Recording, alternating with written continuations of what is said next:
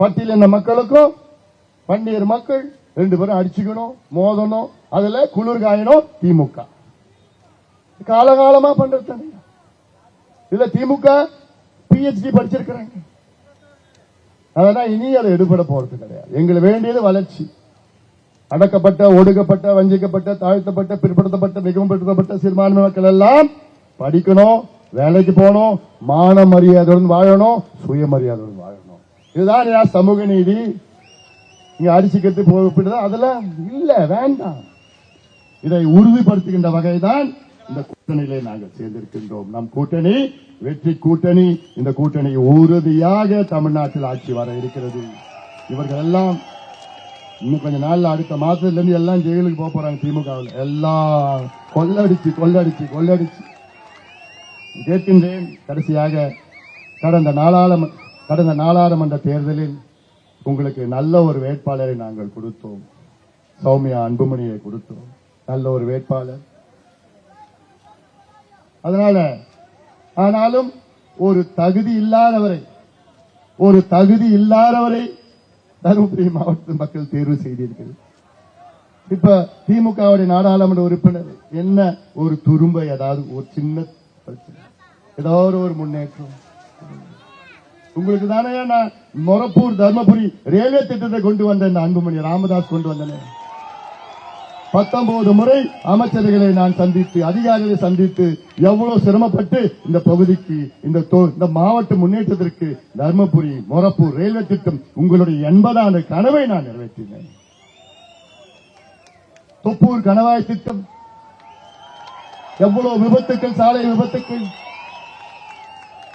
வெங்கடேசன் அவர்களை சட்டமன்ற உறுப்பினர் நான் நேரடி அழைத்து சென்று நம்ம நிதின் கட்கரியை சந்தித்து, என் மக்கள் இன்று விபத்திலே இருந்து கொண்டிருக்கின்றார்கள், அதை நீங்கள் தடுக்க வேண்டும் என்று சொல்லி இன்னைக்கு 900 கோடி திட்டம் அங்கே நடந்து கொண்டிருக்கிறது, வேகமாக நடந்து கொண்டிருக்கிறது. இந்த மருத்துவக் கல்லூரி, தர்மபுரி மருத்துவக் கல்லூரியை கொண்டு வந்தவன், கையெழுத்து போட்டவன் இந்த அன்புமணி ராமதாஸ். அதனால இதெல்லாம் நீங்கள் சிந்தித்து பாருங்கள். இந்த மருத்துவக் கல்லூரியில 5 ஆண்டு காலம் ஒண்ணுமே வசதி கிடையாது. Cardiology, nephrology, neurology, urology, dermatology எதுவும் இல்லை. எதுக்கு அப்புறம் மருத்துவக் கல்லூரி கொண்டு வந்தோம்? அதை உறுதிப்படுத்துகின்ற வகையில் சௌமியா அன்புமணி அவர்கள் உறுதியாக இங்கே தர்மபுரி மருத்துவக் கல்லூரியை மேம்படுத்தி அங்கே இருக்கின்ற அத்தோணை சிறப்பு மருத்துவ நிபுணர்களை நியமனம் செய்வார்கள். உறுதி. தர்மபுரி நகரத்தில் உள்ள சனத்குமார் நதி சாக்கடையா இருக்கு. அதை நிச்சயமாக தூய்மைப்படுத்தி அந்த நதியை 40 ஆண்டுகளுக்கு முன்பு அந்த போன்ற நதியை அது போன்ற உருவாக்கி நிச்சயமாக இதையெல்லாம் தொடர்ந்து செய்வோம். அதற்கு நீங்கள் எல்லோரும் சேர்ந்து சௌமியா அன்புமணி ஜெகநாதன் கோம்பை திட்டம், இந்த ஜெகநாதன் கோம்பை திட்டத்துக்கு உங்களுக்கு எல்லாம் தெரியும். நான் உங்களுடைய எம்பியா இருந்த நேரத்தில் காட்டு பகுதி, காட்டுல 5 கிலோமீட்டர் நடந்து அங்க போய் அந்த தடுப்பணை பார்த்த. கடைசியா அந்த இடத்துக்கு போனது யார் தெரியல? கக்கன் அவர்கள் அமைச்சரா இருந்த நேரத்தில். எப்போ அது 60 ஆண்டுகளுக்கு முன்பு போனார். அதன் பிறகு போன ஒரே ஆளு இந்த அன்புமணி ராமதாஸ். அங்க போய் அந்த ஜெகநாதன் கோம்பை திட்டத்தை கொண்டு வந்தா அந்த திட்டமும் முடிச்சுட்டானுங்க. அதுல என்ன பண்ணிட்டானுங்க?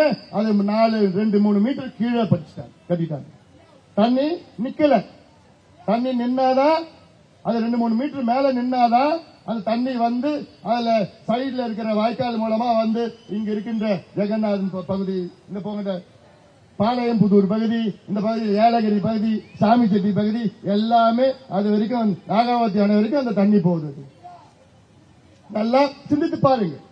இந்த மாவட்டத்தில் புள்ளிக்கரை திட்டம், நம்முடைய எண்ணெய்கோல் புதூர் தும்மலி திட்டம், பஞ்சப்பள்ளி உபரிநீர் திட்டம், ஆனைமடு திட்டம், தொப்பையார் உபரிநீர் திட்டம், வாணியார் உபரிநீர் திட்டம், வள்ளிமதுரை அணை திட்டம், சேனைகால் திட்டம், ஈச்சம்பாடி திட்டம், இது போன்ற அத்தோனை திட்டங்களும் நடைமுறைப்படுத்த வேண்டும் என்று தெருவா நான் வந்தேன். உங்களை பார்த்தேன். எத்தனை போராட்டம் பண்ண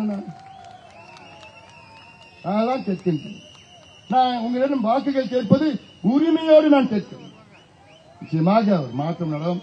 சௌமியா அன்புமணி அவர்களை, அதாவது காலையில 23ஆம் தேதி காலையில 7 மணிக்கெல்லாம் போங்க. வாக்குச்சாவடிக்கு போங்க.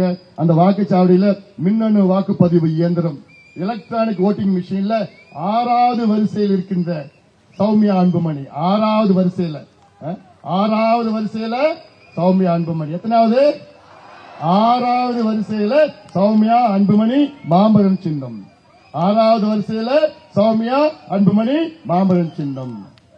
அதை வாக்கு அளித்து சௌமியா அன்புமணியை நீங்கள் எல்லோரும் வெற்றி பெற செய்யுமாறு உங்கள் எல்லோரையும் பணிவோடு பாசத்தோடு உரிமையோடு கேட்டுக்கொள்கின்றேன். நமது சின்னம் நமது சின்னம் நமது சின்னம். நன்றி.